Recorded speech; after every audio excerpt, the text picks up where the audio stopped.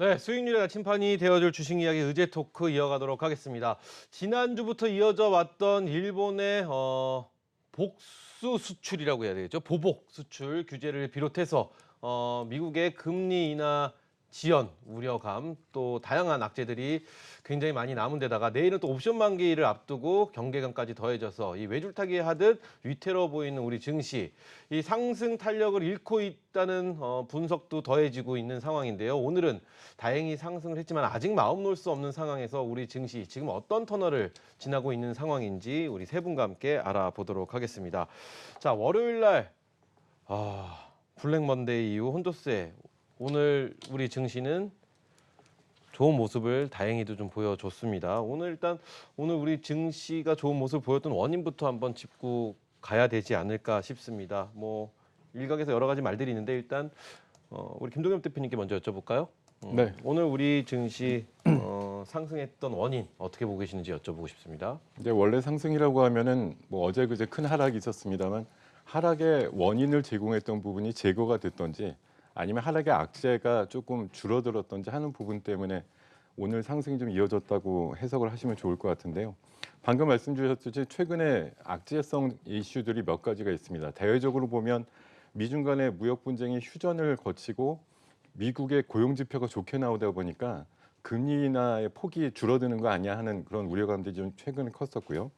일본의 수출 규제가 있다 보니까 반도체 라인이 혹시 쓰는 거 아닌가 하는 그런 우려감이 있었고, 대내적으로는 지난주 금요일 날 삼성전자 실적이 발표되면서 일회성 이익을 제외하면 예상보다 안 나온 거다 이렇게 하면서 기업들의 실적에 대한 우려감들이 커졌고, 제약바이오의 연이은 악재가 계속되다 보니까 이것들이 한꺼번에 영향을 주면서 지난 월요일 날 하락이 좀 만들어졌다고 보시면 될 것 같은데요.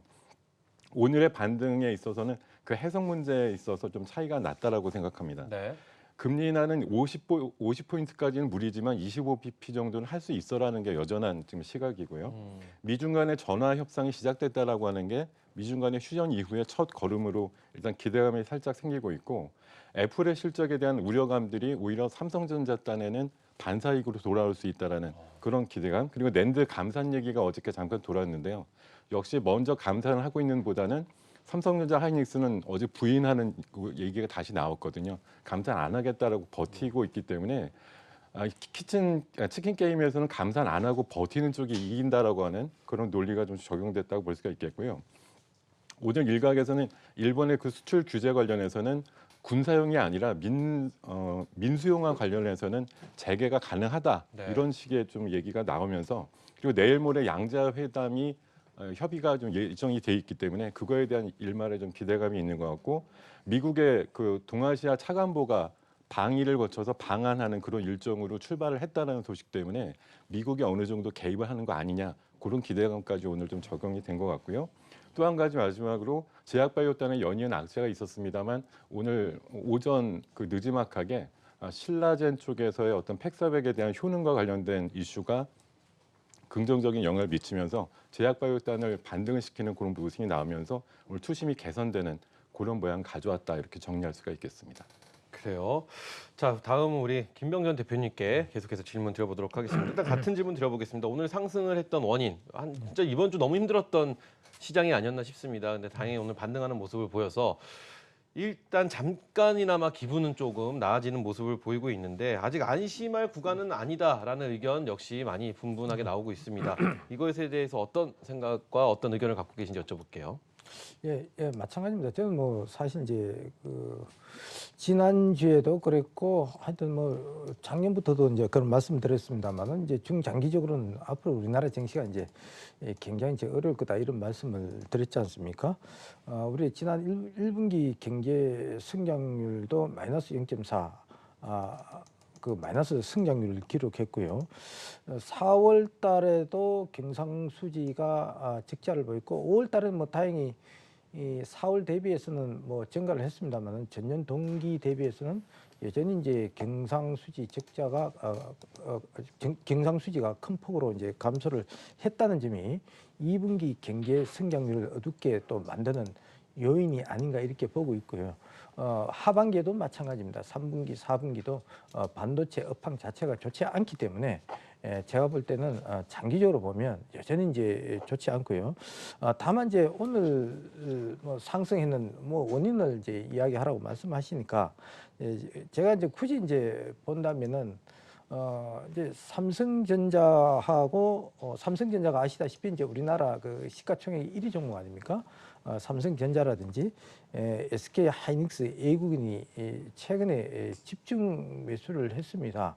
사실 이제 삼성전자도 이번에 그 2분기 이제 가이던스가 발표됐습니다만은 전분기 그러니까 1분기 대비해서는 어느 정도 이제 증가를 했습니다만은 전년 동기 대비해서 여전히 이제 감소폭이 이제 상당하다. 그런 관점에서 이제 보시면 되겠는데요. 최근에 이제 그 삼성전자 같은 경우는 최근 한 그 10여일 동안 약 1,500만 주 이상 누적 이제 순매수를 가져왔고요. SK 하이닉스 같은 오늘 하루만 약 한 110만 주를 순매수했습니다. 그래서 이 삼성전자하고 SK 하이닉스가 전체적인 그 투심을 끌어올리는데 한몫을 했다 이렇게 볼 수가 있는데 지금 이제 삼성전자하고 SK 하이닉스가 외국인들이 집중적으로 매수하는 이유를 반도체 감산 기대감으로 보는 것 같아요. 일본 수출 이제 규제를 이제 대비해서 이제 감산 효과로 인해서 반도체 가격이 이제 올라가지 않을까 그런 기대감에서 이제 외국인들이 매수세가 집중적으로 들어온 것이 아닌가 이렇게 보고 있고요. 그렇지만 저는 오늘 하루 올랐지만 안심한 구간은 아니다 이렇게 이제 보고 있는데 안심할 구간이 아니고 저는 올 연말까지 또 뿐만 아니라 내년까지도 상당히 좀 안 좋게 이제 보고 있는데 일단은 단기적으로 보면 미중 간의 이제 무역 회담 이것도 이제 좀 장기화될 가능성도 있지만 최근에 이제 불거진 그 일본의 그 수출 규제 이거는 기업 간의 문제라기보다는 정부에서 정치 외교적으로 이제 풀어야 될 문제가 아닌가 이렇게 보고 있습니다. 그래서 지금 이러한 문제가 제가 볼 때는 단기간에 끝날 것 같지는 않고 심지어 일본의 그 수출 규제가 이제 반도체 업종 품목뿐만 아니라 다른 업종에도 이제 확산 가능성이 상당히 많다는 점을 감안해 본다면 앞으로 이제 우리가 예의주시할 필요가 있지 않겠냐 이렇게 보고 있고 만약 한일 관계가 외교적으로 장기적으로 악화 일로로 간다면 단기 감산 효과로 이제 반도체 가격은 상승할 수 있겠지만 장기로 본다면 결국 원자재 부족으로 인해서 생산 매출 감소로 이어질 수 있기 때문에 당장 삼성전자라든지 SK 하이닉스 상승에 안심할 수 있는 단계는 아니다 이렇게 이제 보고 있습니다. 특히 오늘 그 일본 수출 규제가 장기화될 경우에 나온 그 통계를 잠깐 제가 말씀을 드리면 중소기업 같은 경우는 한 30%가 3개월 내지 한 6개월 정도 버틸 수 있다고 그랬고 23%는 1개월 이상 3개월 이내 약 5.9%포인트가 약 1개월을 버티기 힘들다. 전체적으로 보면 한 60%가 이제 몇 개월을 버티기 힘들다 이러한 내용이 나오고 있습니다. 그래서 우리가 이거를 상당히 어떤 단기적으로 끝나지 않겠냐 이렇게 안심할 단계는 아니고 중장기적인 관점에서 면밀히 검토해 볼 필요가 있다 이렇게 말씀을 드리도록 하겠습니다. 네, 우리 김병준 대표의 전반적인 의견 저희가 한번 들어봤습니다. 자, 마지막으로 강문숙 대표님 같은 질문을 일단 먼저 드려보도록 하겠습니다. 아직 오늘 급등은 하는 모습을 보였지만 안심할 수는 없는 상황인데 일각에는요 여러 가지 이유를 지금 뭐 두 분의 우리 전문가분께서 말씀을 해주셨는데 옵션 만기를 앞두고 외국인들이 좀 이렇게 매수세에 나선 것이 아니냐 오늘 급등의 원인이 이런 분석도 일각엔 있는데 오늘 상승했던 원인 어떻게 보고 계시는지 여쭤보면서 아직 안심할 수 없는 구간이라는 분석에 대한 의견도 궁금해집니다. 어떻게 생각하시나요? 네. 근데 지금 사실 상승했다라고 말씀들을 하시긴 하는데 이틀 동안 워낙 많이 그렇죠. 하락을 했기 때문에 상승이지 캔들의 흐름으로 본다라면 상승 음봉 마이너스 파란 캔들 음봉입니다. 코스피 같은 경우는 음봉의 흐름이 나왔었고요. 제가 어저께 이제 무료 방송에서도 말씀을 드렸다시피 차라리 어제도 마찬가지였었고 캔들의 흐름들이 개파락을 해서 아랫꼬리를 달고 개인들의 어떤 투매나 신용 물량들이 나오고 난 이후에 아랫꼬리 달고 양봉의 흐름이 나온다라면 볼린저 밴드 하단에서 제대로 된 양봉 반등이 나올 것 같은데 어제도 어설프게 갭상승이 나오면서 음봉으로 만들어냈고 오늘 같은 경우는 어설픈 상승은 아니었지만 그래도 갭상승이 나오면서 오히려 음봉을 만들어낸 그런 모습들인데요. 사실은 지수 반등이 나왔다라고는 하지만 삼성전자나 SK하이닉스의 상승 흐름에 비한다라면 지수 상승이 그렇게 많이 나온 건 아니거든요. 6포인트 정도밖에 상승이 나오지 않았습니다.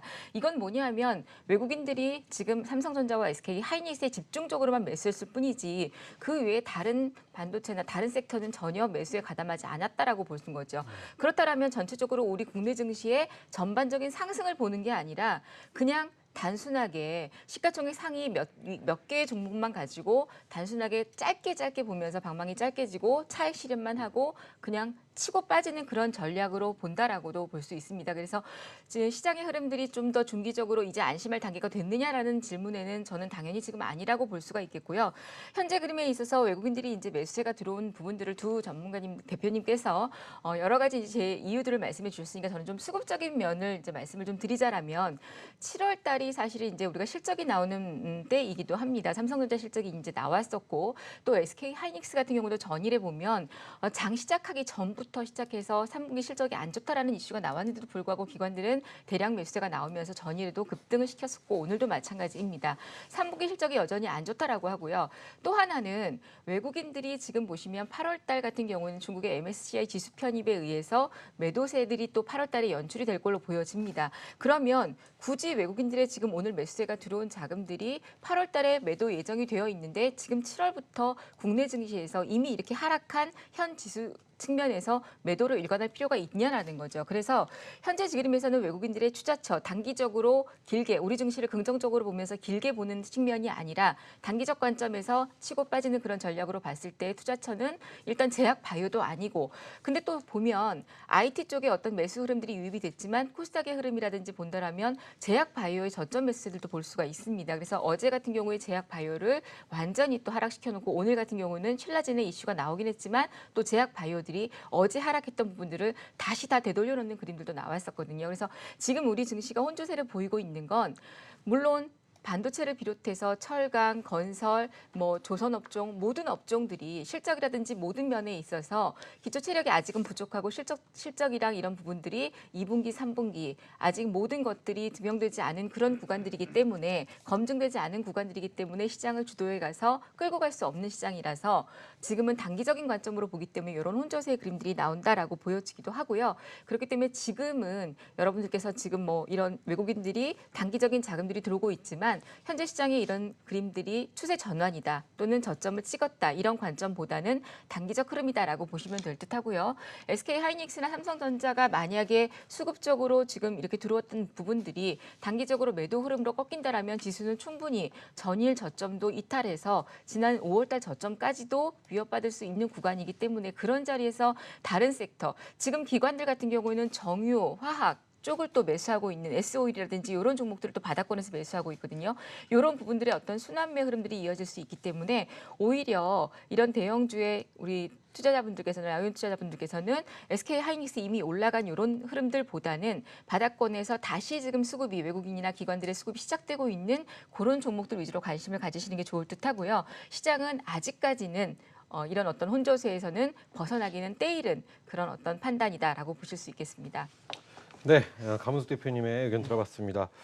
자, 우리 김병렬 대표님께 이 질문을 한번 드려보도록 아까 일본 얘기를 해주셨습니다. 외국인들이 지금 우리나라에 이어지는 어떤 외국인들의 저가 매수세, 외국인들이 굉장히 많이 들어오고 있습니다. 특히 반도체 중심으로 많은 외국인들이 유입이 되고 있는 모습을 보여주고 있는데 수출 규제로 일본 수출 규제로 우려감이 굉장히 있는 상황에서 외국인들은 들어오고 있다라는 얘기죠. 이거 과연 많은 분들이 이거 지금 따라가도 되는 거 아닐까라는 생각 많이 하실 것 같아요.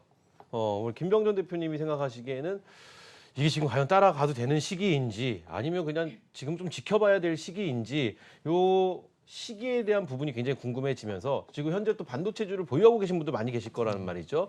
이분들은 어떤 대응을 해야 되는지도 한번 여쭤볼게요. 어떻게 생각하시나요? 사실 이제 뭐 현금만 가지고 있다면 뭐 주식 안 하는 것이 가장 이제 지금 그건 정답이 아닌가 이제 이렇게 보고 있는데 사실은 이제 우리 모든 이제 대다수 이제 투자자분들이 뭐 그렇지만 현금보다는 아마 주식 비중이 좀 상당히 높기 때문에 그거 제가 앞서 말씀드린 내용은 굉장히 좀 비현실적인 내용입니다. 사실은.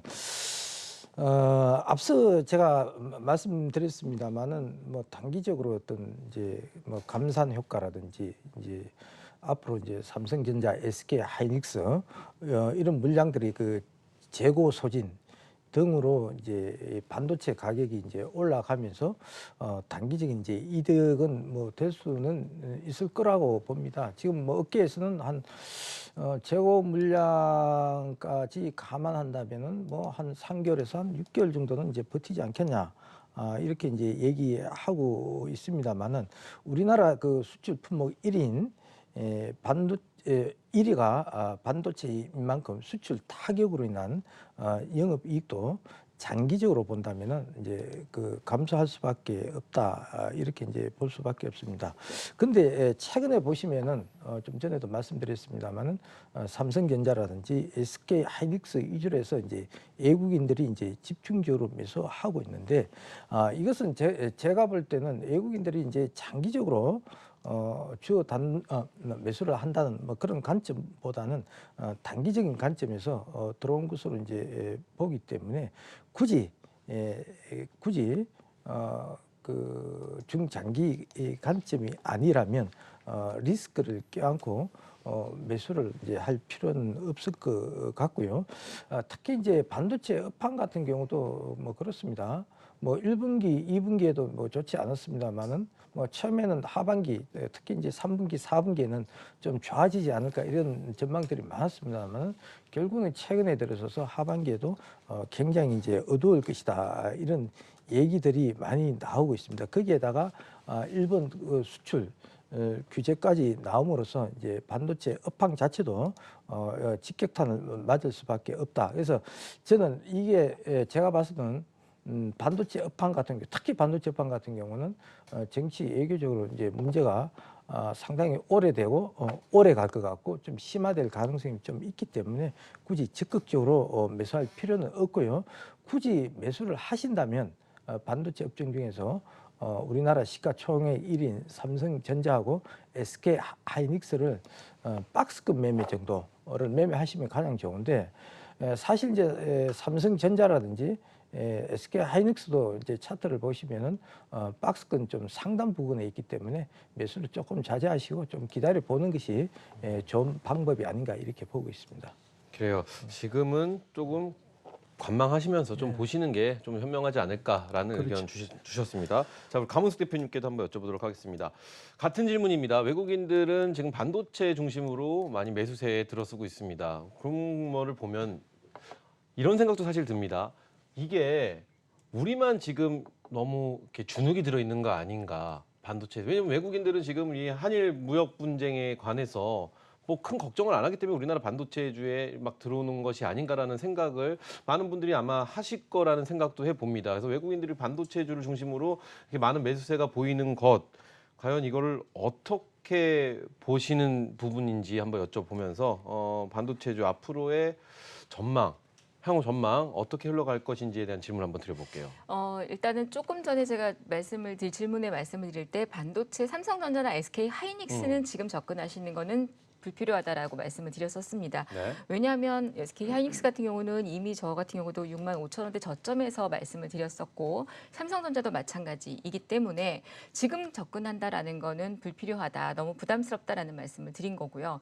그러나 우리나라의 먹거리는 그래도 아직까지는 반도체, 건설, 뭐 철강, 뭐 조선업종, 금융 모든 것을 통틀어 봤을 때 자동차 그나마 손을 꼽으라면 반도체와 자동차가 그나마 조금 낫지 않을까 저는 그렇게 보는 바입니다. 그래서 대표적인 투톱은 대표님 말씀하신 것처럼 어떤 박스권의 흐름이라든지 수급에 의해서만 매매를 하시는 게 맞고 그 외에 어떤 중대형주급이라든지 중형주급 그리고 기관과 외국인들이 선호하는 그런 어떤 반도체, IT 전기전자는 저는 저점에서 지금 당장 오늘 오른 장이기 때문에 뭐 반도체, IT 안에는 뭐 여러 가지 2차 전지도 있을 거고 반도체 소재도 있을 거고 장비도 있을 텐데요. 분야가 많기 때문에 그런 부분들에 있어서는 저평가된 종목들 위주로 매수를 하셔도 중장기적으로 좋다라고 보여집니다. 일본의 규제에 관해서 잠깐 말씀을 좀 드리면 이번 일본 수출 규제에 대한 품목이 이 폴리이미드하고 에칭가스 그리고 포토레지스트 같은 경우에는 90%가량이 일본에 의존 중인 이 소재인데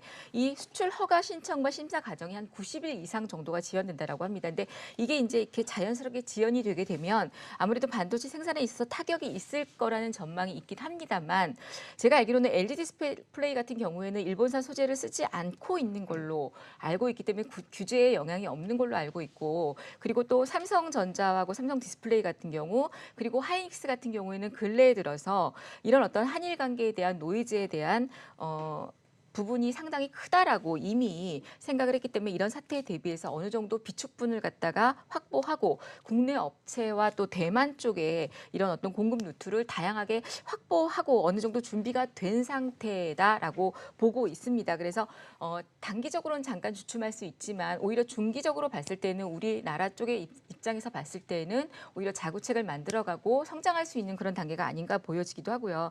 또 포토레지스트 같은 경우는 동진세미캠이나 뭐 이렇게 동우 화이캠 같은 데서 생산이 되기도 하고 또 에칭가스는 솔브레인이나 이네프 테크놀로지에서 국내 생산을 하고 있는데 삼성전자 같은 경우에서도 대만에서 불화수소를 공급받기로 이미 준비가 끝났다는 얘기도 일부에서 돌고 있는 그런 부분이 있기 때문에 사실 반대로 보면 일본 소재 기업들 같은 경우에는 전 세계적으로 가장 많은 반도체를 생산하고 있는 한국 시장을 대상으로 안정적인 공급처라는 곳에서부터 신뢰가 이렇게 무너지게 되는 그런 부분이기 때문에 아마 일본 측에서도 타격이 될 것으로 보여집니다. 그래서 사실 이게 거꾸로 본다라면 이 일본 소재 기업들도 한국의 반도체의 생산 쪽에다 의존을 하고 있기 때문에 실제로 일본 반도체 소재 판매처가 90% 이상이 한국이거든요. 그래서 제 개인적인 생각은 이게 이제 장기화되면 당연히 좋지 않을 거다라고 보여지기도 하고요.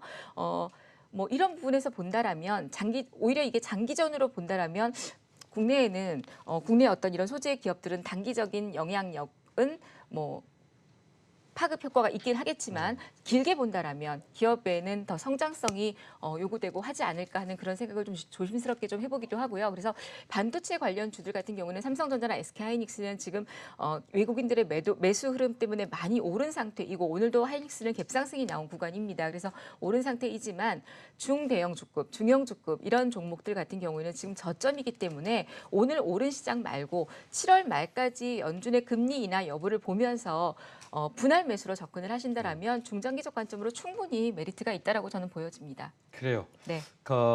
그래 금리 인하에 대한 부분은 저희가 잠시 후에 다시 한번 또 다뤄보기로 하고 우리 김동겸 대표님께도 같은 질문을 한번 드려보도록 하겠습니다. 외국인들의 반도체 매수세 과연 어떻게 보시는지 그리고 또 이게 개인 투자자분들이 따라 들어가셔도 될지에 대한 고민 분명히 하고 계실 겁니다. 만약에 그 현금을 보유하고 계신 분들은 지금 김병전 대표님 같은 경우는 현금을 보유하는 게 현명하다. 아까 이런 말씀을 또 해주셨고 이 부분에 대해서 어떻게 보시는지와 함께 우리 반도체주의 전망까지 한번 여쭤보도록 할게요. 글쎄요, 뭐 반도체주가 워낙 방대하고 우리나라 시장에서 차지하는 비중이 큰 데 비해 가지고 개인적으로 아는 부분이 그렇게 크진 않습니다. 다만 반도체 관련해서는 지금 앞서서 말씀해 주신 우리 대표님들 두 분의 의견보다는 조금 더 전향적이고 적극적인 좀 의견을 가지고 싶은데요. 어제도 비슷한 시간에 나와가지고 오늘 오르기 전이었습니다만 당연히 반도체주 들어가야 된다라고 어제 이 시간대 비슷한 시간대 나와서 좀 말씀드렸었는데 오늘 뭐 반등이 나오면서 공교롭게도 뭐 하이닉스가 거의 한 4%대 상승 이렇게 나왔습니다만 사실 뭐 가벼운 중소형주들 대비해서 뭐 프로테이지나 수익률 자체가 그렇게 훌륭한 건 아니죠. 다만 지금 시장이 굉장히 어수선하고 더 추락할지도 모른다라는 우려감이 큰 가운데 어떻게 보면 삼성전자 하이닉스가 지금 시장의 안전핀 역할을 하고 있다라는 그런 논리를 좀 말씀을 드리고 싶고요. 일부 여러분들이 우리 라이언 투자가님들이 완전히 공격적인 포트폴리오만 가지시는 것이 아니라 안전도가 좀 있는 종목 쪽에도 어느 정도 비중을 갖추셔야겠다라는 그런 의지를 갖고 계시다고 하면은 물론 오늘 올랐으니까 내일 추가 상승 때 굉장히 좀 단기 부담이 되겠지만 하이닉스 기준으로는 7만 원 선 정도 아래라든가 삼성전자 기준은 4만 5천 원대 초반 정도 이하 이런 정도 가격대에서는 무난한 편입으로 좀 보셔도 되지 않을까 싶고 지금 삼성전자의 그 바닥론을 논하는 사람들 입장이나 이런 거 좀 제가 좀 동조하고 있는 바가 있는데 지난 1월 달에 이미 블랙록이라고 하는 세계 최대 펀드에서 5% 정도 지분을 가졌다라고 하는 공시를 낸 바가 있고요. 5월 달에 굉장히 많이 들려온 소식이 삼성의 고위급 임원들이 자사주를 네. 굉장히 많이 샀습니다. 바닥권이라는 인식을 하는 거죠. 그리고 최근에 뭐 6월 달, 7월 달만 하더라도 한 7천억 이상의 삼성전자 매수가 들어왔습니다만 올 연초부터 따지면 4조 원 이상의 삼성전자 순매수가 좀 외국인들 수급으로 좀 형성이 되고 있는 것으로 봐서는요. 지금은 반도체 경기의 정점 논란을 뜻하는 게 아니라 저점이 언제냐, 바닥이 언제냐를 논하고 있는데 이번에 뭐 일회성이 포함되긴 했지만 6조 5천억 정도의 영업이익이 3분기 정도에는 7조 원 수준은 무난하게 넘을 거다라는 그런 인식들이 최근에는 좀 많이 퍼져 있는 만큼 11월 달쯤 가서 3분기 이익을 보게 될 때는 2분기 때가 실적의 저점이었구나 이런 어떤 인식을 가지기가 쉽다는 상황에서 네. 지금 제가 봐서는 반도체 관련주들은 적극적으로 편입해야 될 때다 이렇게 좀 생각을 말씀드리겠습니다. 네, 김동엽 대표의 이야기 저희가 들어봤습니다. 자, 금리 인하 이야기를 살짝 좀 해볼까 하는데 시간이 좀 애매해서 좀 짧게 저희가 여쭤보겠습니다. 만약에 오늘 또 안 여쭤보면은 이 얘기를 또 다음 시간까지 저희가 끌고 갈 수 없을 것 같아서 짧게 대답을 좀 해주시면 좋을 것 같습니다. 금리 인하 지금 뭐 미국 고용 지표가 예상보다 좋게 나와서 금리 인하 가능성이 없다라는 의견이 나오면서 우리 시장이 또 출렁거렸습니다. 금리 인하가 안 될 것이다. 근데 또 발표가 나온 것을 보면 어차피 다 예상입니다. 결정된 것은 아직 FOMC가 열리지 않았기 때문에 결정된 것은 아무것도 없으나 지금은 또 비둘기파들의 뭐 70% 이상은 금리 인하의 가능성을 뭐 점치고 있다. 뭐 이런 얘기들이 막 나와서 정말로 소문만 무성한 지금 그런 상황이 아닐까 싶은데요. 우리 대표님들이 보시기에는 과도한 기대보다는 굉장히 신중한 접근이 필요할 때 같은데 어떻게 금리 인하에 대한 상황 예측을 하시는지 그리고 좀 어떤 대응이 필요한지에 대해서 저희가 짧게 답변 한번 들어보도록 하겠습니다. 가문수 대표님부터 한번 말씀해 주실까요? 네. 근데 문제는 지금 시장에서 굉장히 과도한 금리 인하를 바라고 있다는 게 가장 큰 문제인 것 같습니다. 그렇죠. 지금 제가 예상하로는 바로는 25bp 정도, 0.25% 정도의 금리 인하가 나오지 않을까 조심스럽게 생각을 해보는데 사실 파월 의장 같은 경우에는 과도한 지나친 금리 인하는 필요가 없다. 10일과 11일 이 의회의 증언에서 어떤 발언을 하게 되는데요. 이번 의회의 발언이 사실 연준 의장의 청문회가 보통 2시간에서 3시간 정도 진행이 된다라고 합니다. 그러면 아마 파월 의장의 어떤 개인적인 의중이나 이런 것들을 조금 더 심도 있게 얘기가 되기 때문에 개인 그 생각을 조금 우리가 면밀하게 좀 들어볼 수가 있을 텐데 일단은 6월 고용 지표에 대한 흐름들이 시장의 예상치보다 상회를 하면서 금리 인하가 기대만큼 나올 것이다라는 거에 대한 실망감이 나오기는 됐습니다. 그래서 사실은 이 뭐 0.5% 정도 이 정도에 대한 기대감이 저버리게 되기는 했는데 또 이 고용 그 호조에 대한 부분들도 6월 달에 이 나왔던 고용 호조가 서프라이즈다라는 얘기들이 또 나오고는 있습니다. 일시적인 현상인 가능성이 크다. 그래서 이달 말 7월 고용지표가 발표되는 시기이니만큼 또 이달 말에 나오는 고용지표를 볼 필요가 있다라는 얘기들이 나오고 있는데요. 제가 말씀드리고 싶은 거는 지금 우리 시장은 눈높이가 자기 마음대로 일단 기대 심리가 너무 커져 있기 때문에 시장에서 바라보는 시각은 이미 0.5% 정도 나와야지만 만족스럽게 상승하는 흐름이 나오지 않을까 하는 게 가장 우려스러운 그런 부분이고요. 만약에 0.25% 정도의 흐름들 그 정도 수준만 나와주더라도 지금 흐름에서는 어느 정도 지금 흐름을 지켜나가면서 우상향으로 전환될 것 같기는 하나 만약에 10.11에 있을 파월 의장의 어떤 발언에 의해서 조금 더 매파적인 그런 발언들이 좀 이어진다라면 증시에는 단기적으로 충격이 나올 것 같다. 그러나 이제 조금 다행인 건 국내 증시 같은 경우는 미국 증시나 다른 아시아권 증시에 비해서 굉장히 선반영을 좀 받은 상황이다라고 보여집니다. 미국 증시나 다른 아시아 증시권에 비해서 국내 증시는 많이 지금 하락한 상황이죠. 그래서 그런 흐름이 나오더라도 아주 출렁그림이 나올 거라고 생각은 하지는 않습니다. 다만 이제 7월 말까지 버티기에 얼마나 국내 증시가 힘있게 버텨주느냐 그게 가장 관건이라고 보여집니다. 네. 그래요. 강문숙 대표님의 의견 들어봤습니다. 일단 7월 말까지 기다려보자. 그리고 또 많은 폭의 금리 인하는 되지 않을 것이다. 이렇게 예측을 좀 해주셨습니다. 자, 우리 김병준 대표님. 금리 인하, 7월 미금리 인하 일단 가능성 좀 단도직입적으로 여쭤볼게요. 가능성 높다고 보시나요?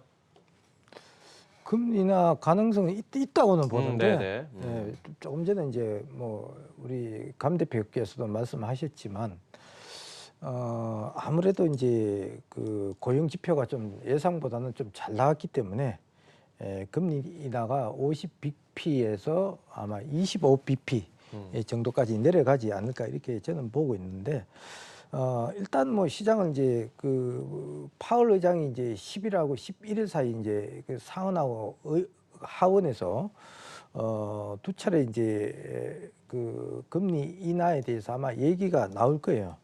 나올 예정인데 어쨌든 간에 30일하고 이달 30일하고 31일 날 기준 금리 결정한 FOMC를 앞두고 파월의 의중을 좀 읽을 수 있지 않을까 이렇게 이제 보고는 있습니다.